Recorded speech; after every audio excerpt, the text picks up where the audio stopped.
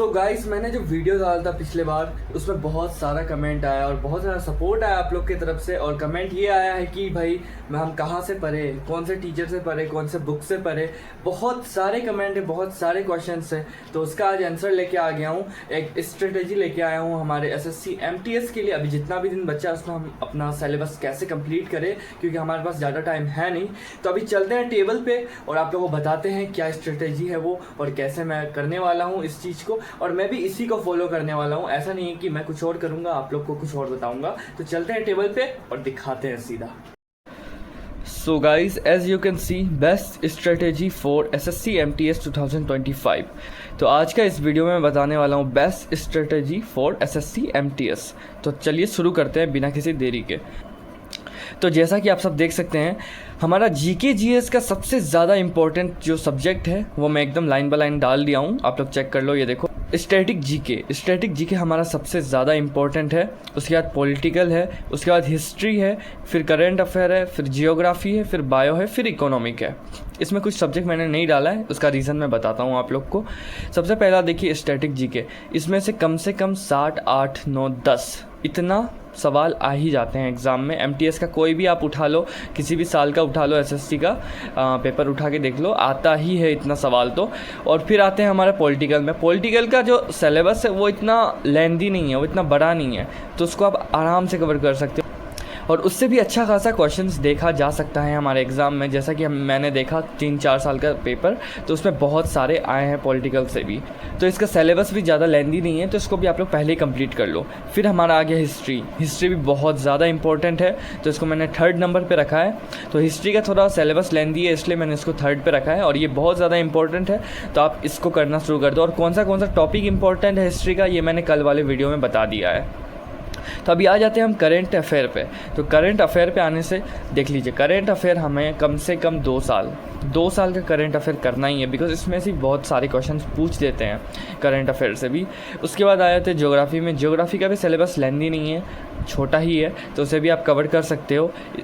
उसके बाद आ जाते हैं बायो से हमारा 1 से 2 क्वेश्चन बन जाता है। और फिज़िक्स हो गया, केमिस्ट्री हो गया, इसमें से कभी बनता है क्वेश्चन, कभी नहीं बनता है, तो इसको मैंने नहीं लिखा है फिज़िक्स केमिस्ट्री को, इसलिए बायो को लिखा है। फिर हमारा इकोनॉमिक से 1 बन जाता है, कभी कदार 1 या 2, तो इसलिए मैंने इकोनॉमिक को भी लिखा है, बट फिज़िक्स केमिस्ट्री नहीं लिखा है बिकॉज उसका नहीं आता है इतना। तो आपको अगर टाइम है तो आप कंप्लीट कर सकते हो अपना फिज़िक्स केमिस्ट्री भी, बट हमारे पास अभी बिल्कुल भी टाइम नहीं है, इसलिए हमें मेन टॉपिक पर फोकस करना है। अब आ जाते हैं बात कि किस टीचर से पढ़े। ये सब सब्जेक्ट मैंने तो बता दिया, पढ़ना किससे है। तो भाई बाय मल्टीपल टीचर्स। ऐसा नहीं है कि आप किसी एक टीचर को पकड़ के बैठ जाओ। अगर आपने बैच लेना है, मैं बैच सजेस्ट नहीं करूँगा, बिकॉज यूट्यूब पे हमारे पास बहुत सारे कंटेंट है पढ़ने के लिए, तो क्या ज़रूरत है बैच खरीदने का। मैं बैच यूज़ नहीं करता। तो सबसे पहले ये बताना चाहूँगा कि मैं कोई बैच रिकमेंडेड नहीं करूँगा आप लोग को। हाँ, यूट्यूब पे देखिए क्विक ट्रिक एग्ज़ाम, एसएससी अड्डा 24/7 एक्सेट्रा, बहुत सारे चैनल्स हैं जो आपको अच्छे से पढ़ाते हैं।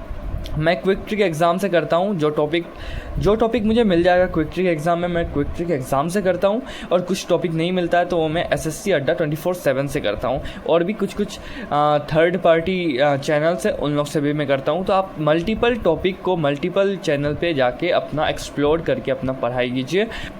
जैसे कि करंट अफेयर का कोई टॉपिक है और आपको इन दोनों चैनल पे नहीं मिल रहा है, तो आप टॉपिक वाइज सर्च करके देखिए, कोई और चैनल से पढ़ लीजिए। मैं सजेस्ट नहीं करूँगा बैच खरीदने का, अभी हमारे पास टाइम बिल्कुल नहीं है। और साथ साथ PYQ लगाते रहिए। PYQ is very important in today's date. अभी हमारे पास टाइम भी नहीं है, तो हमें एक अंदाज़ा हो जाएगा कि किस तरह का क्वेश्चन बन रहा है। तो अभी हम आ जाते हैं इंग्लिश में। इंग्लिश ग्रामर हो गया और वोकेबुलरी हो गया और कॉम्प्रहेंसन हो गया, जिसमें क्लोज टेस्ट आता है। तो इसको आप कहाँ से करें, ये भी बहुत सारा कमेंट आया था, तो मैं बता देता हूँ। शानू सर है हमारे अड्डा 24/7 में, एसएससी अड्डा 24/7 में। तो शानू सर का आप सर्च करके देखिएगा तो उनका आ जाएगा। 8 से 9 बजे रात तक रोज़ 8 से 9 वो हमारा 5 क्वेश्चंस कराते हैं, ये तीनों में से। उसके बाद 11 मिनट शो देते हैं, उसमें हर एक टॉपिक में से 11 क्वेश्चंस कराते ही हैं। और सब PYQ रहता है, जो मतलब आने वाले 5 साल से आया हुआ है। तो आप इनसे कर सकते हैं, सानू सर से, बहुत अच्छा पढ़ाते हैं। मेरा इंग्लिश बहुत वीक है, बट उनसे पढ़ते पढ़ते अब थोड़ा ठीक हो चुका है मेरा इंग्लिश।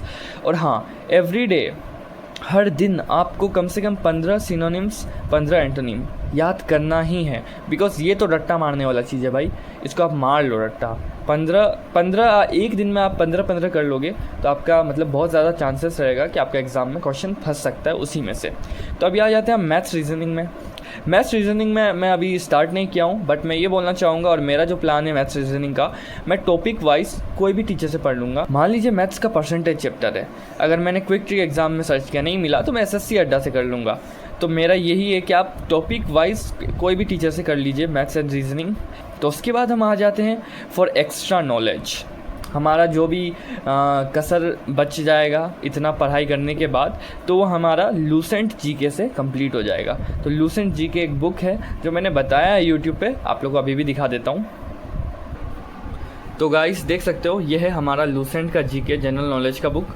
तो इसमें हमारा देखिए कंटेंट देखिए, आप कंटेंट देखिए, ancient India, medieval India, modern India, यहाँ पे सब कुछ मिलेगा। ज्योग्राफी मिलेगा आपको, एनवायरनमेंट मिल जाएगा, इंडियन पॉलिटिकल कॉन्स्टिट्यूशन का मिल जाएगा, एंड ये देखिए इंडियन इकोनॉमिक है, फिज़िक्स है, केमिस्ट्री है, बायोलॉजी है, आपको सब मिल जाएगा। इसमें कंप्यूटर का भी है।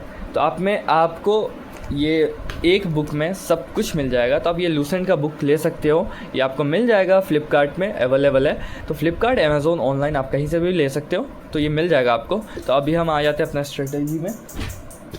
तो अभी लास्टली आ जाते हैं हम अपना, we have to complete syllabus in July में हमें सब पूरा कंप्लीट करना है। और ये कैसे होगा? कम से कम दिन में आपको 8 से 9 घंटा देना होगा कंप्लीटली पढ़ाई को। हर एक सब्जेक्ट को आप 2 या 3 घंटा दीजिए, तभी जाके होने वाला है। और मैथ्स एंड रीजनिंग को आप 1-1 घंटा दोगे रोज़ तो भी चलेगा। तो मैं एक दिन ला दूंगा आप लोग के लिए मैथ्स एंड रीजनिंग का इंपॉर्टेंट टॉपिक्स, जिसको आप करके जाओगे तो भी आपका हो जाएगा। क्वालिफाइंग राउंड है तो आपको 12 क्वेश्चन सही करना है। तो आप ज़्यादा उसमें वो मत करना, ज़्यादा अपना मेहनत मत करना, टाइम वेस्ट मत करना। इसलिए इतना ही पढ़ना कि आप 30 क्वेश्चन बन जाए आराम से। 12 क्वेश्चन मत कीजिएगा, 12 क्वेश्चन का सोच के करोगे तो 10 बनेंगे, उससे अच्छा 20 का सोच के करोगे तब जाके 12 बनेंगे। तो मैं आपको बता दूंगा कौन सा टॉपिक बहुत ज़्यादा इंपॉर्टेंट है मैथ्स का और रीजनिंग का।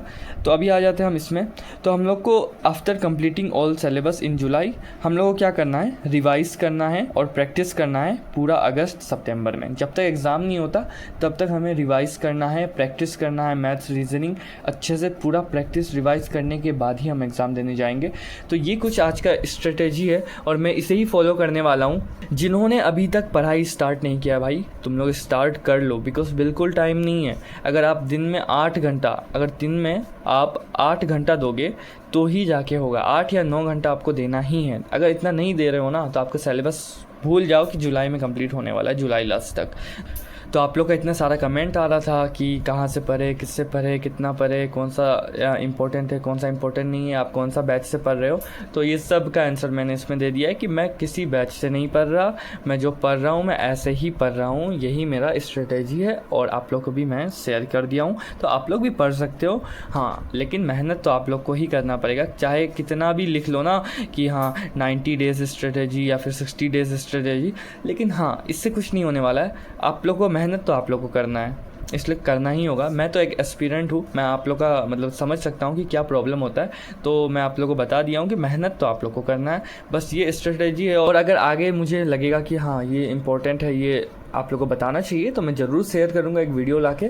और आई होप कि आप लोगों को वीडियो पसंद आया होगा। अगर कोई भी क्वेश्चन है कुछ से भी रिलेटेड, MTS SSC से रिलेटेड, तो आप मुझे कमेंट करो, मैं ट्राई करूंगा रिप्लाई करने का। वैसे तो मैंने सबका रिप्लाई किया ही है। तो मिलते हैं नया वीडियो के साथ। आई होप पसंद आया होगा। टाइम बिल्कुल भी वेस्ट मत कीजिएगा बार बार स्ट्रेटेजी देखने के लिए। एक मैंने अभी बता दिया, आप चुपचाप फॉलो करो, उसके बाद आपका रिजल्ट आपको मिल जाएगा।